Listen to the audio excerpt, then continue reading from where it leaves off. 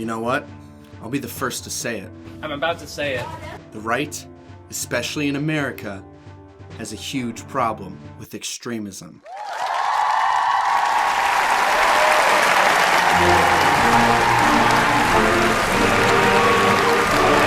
And the problem is that they're not extremist enough.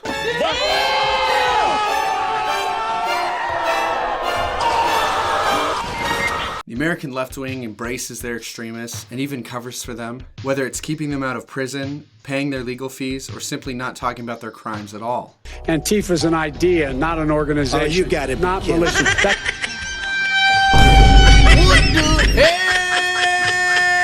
The American right, on the other hand, is ashamed of their extremists, typically leaving them out to dry or tripping over themselves to condemn whatever their enemies want them to condemn as quickly as possible.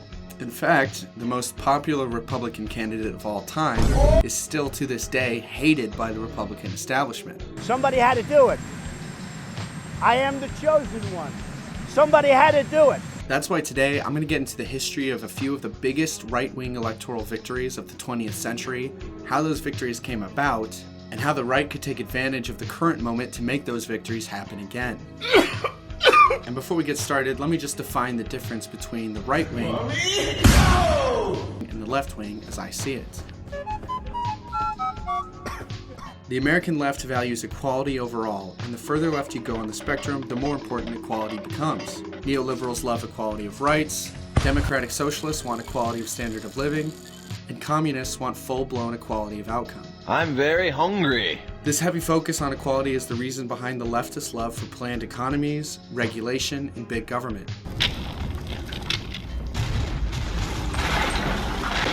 You can't make everyone equal in a free market. The right wing, on the other hand, is defined by the maxim of liberty. Conservatives want freedom to start a business and mostly be left alone by government. Libertarians want freedom from funding and being forced to participate in government social programs that they hate, as well as freedom from the government telling them what they can and can't do. This is a Claymore landmine.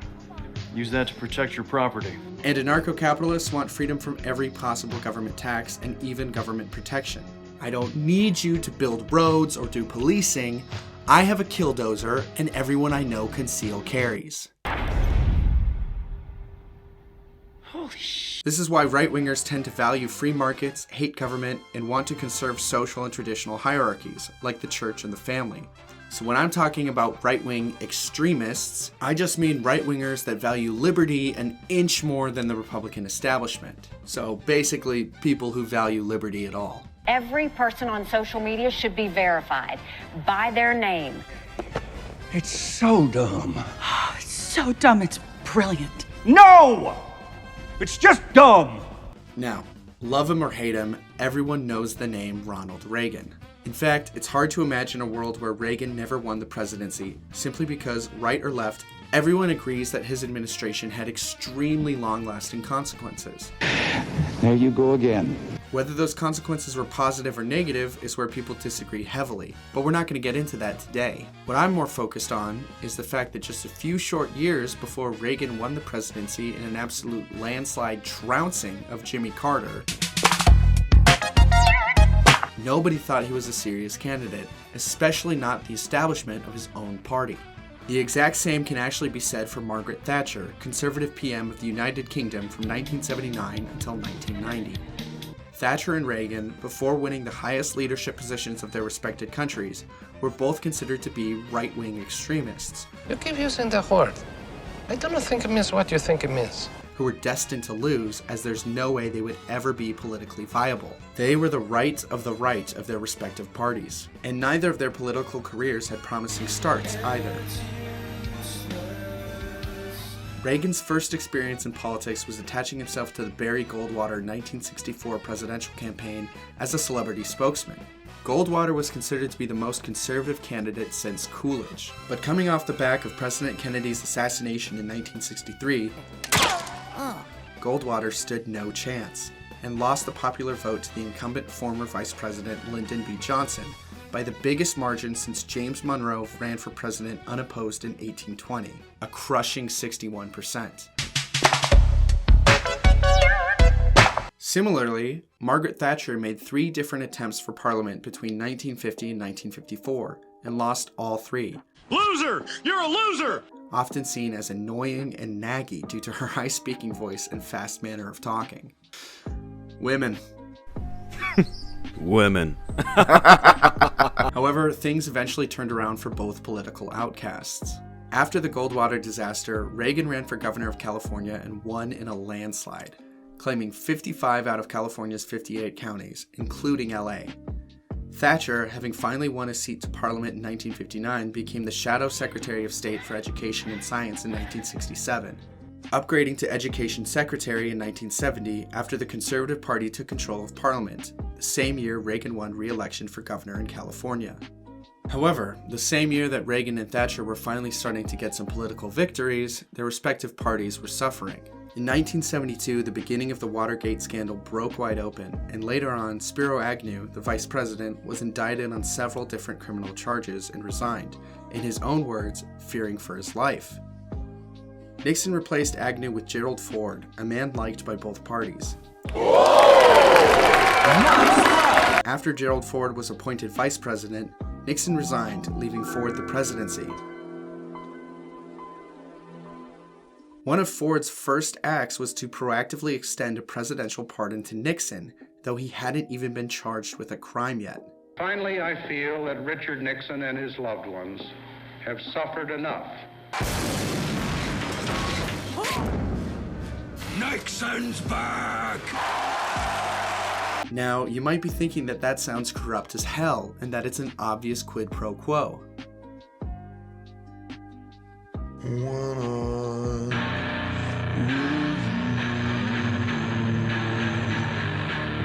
Things were going similarly poorly for the right-wing party in England. Inflation and energy costs were the worst they had been since World War II, and the Tories lost both their majority and their short-lived control of Parliament to the Labour Party in 1974. Now, at this time, both the UK and the US were suffering from the same problem, which is, in either country, both major political parties were essentially the same. In the US, the Republican Party had become the light beer version of the Democrats, with fewer calories. Does that sound familiar? God bless you.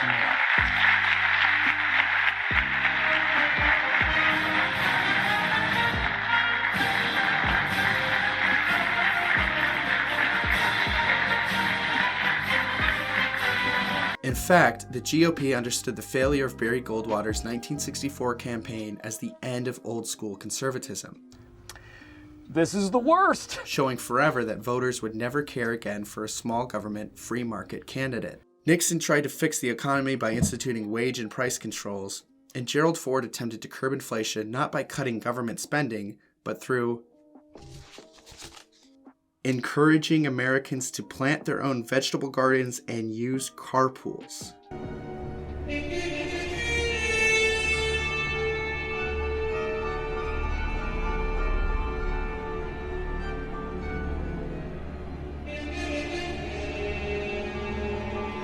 Likewise, the Tories did not stray from the politics of the left-wing Labour Party nearly at all. Neither party advocated privatization, deregulation, cutting taxes, or reining in government spending, even at a time when the inflation rate was 25%.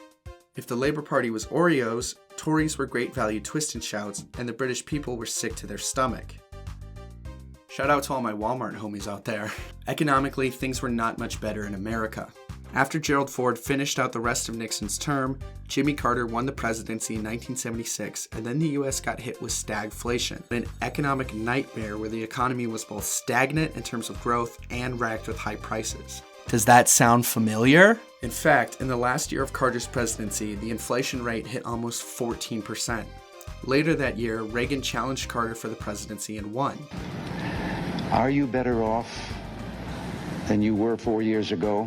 But before becoming the GOP candidate for president, he had to fight the GOP establishment for the chance. Now, Reagan first tried and failed to steal the Republican nomination from Gerald Ford in '76.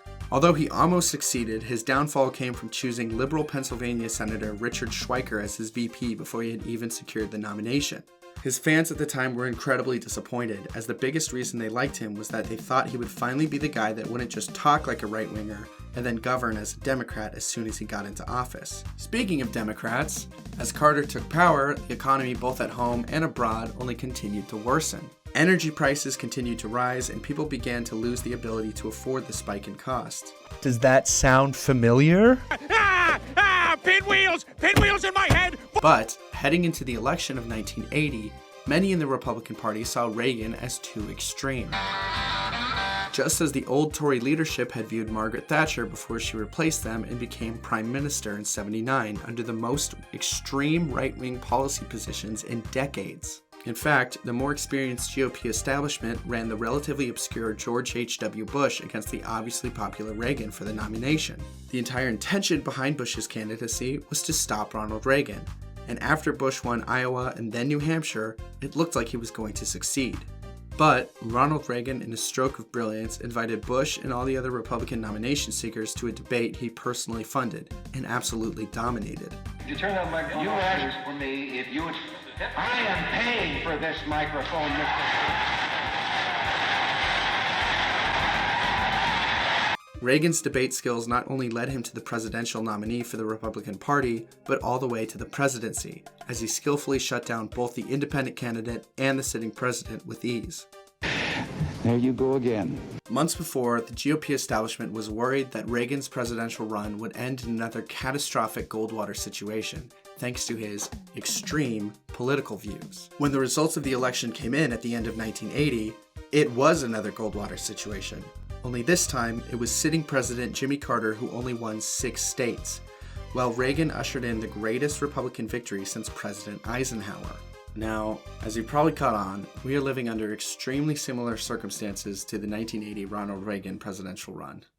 The economy is in shambles, inflation has run rampant, and government spending has been increasing steadily year over year to the highest levels as a percentage of GDP since World War II. We are also once again in a period where the most popular right-wingers are despised by the Republican establishment. Not only are most Republican leaders trying to distance themselves from Donald Trump, they are also doing everything in their power to lift Nikki Haley, the former UN Ambassador Warhawk, over all the other competition for the Republican nomination. Though she has sucked in every debate, it's one thing that Joe Biden and Nikki Haley have in common is that neither of them could even state for you 3 provinces in eastern Ukraine that they want to send our troops to actually fight for.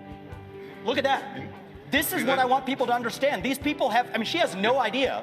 Has absolutely brain-dead and horrible ideas. Those and apply those to protect our homeland, Nikki. Israel needs America. America needs Israel. Okay. And has no substantial policy reasons for why she's good for the country besides, I'm a woman. If you want something said, ask a man. If you want something done, ask a woman.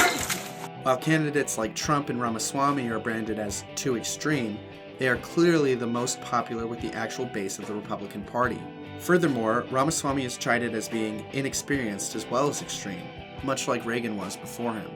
What seems an odd twist, however, is that the policy that these establishment figures are completely unwilling to give up their stranglehold on is foreign policy. At a time when the US government is $32 trillion in debt, losing the purchasing power of the dollar at a drastic rate, taking in millions of illegal immigrants a year, and at high risk of collapsing internally, the GOP establishment is still heavily concerned with being the police officer of the world. A trend started by Reagan, who is seen as extreme for turning against the widely accepted détente foreign policy of the day. The current administration has the lowest approval rating in modern American history, and people are far worse off than they were 4 years ago. But the Republican Party has been a party of losers since 2017.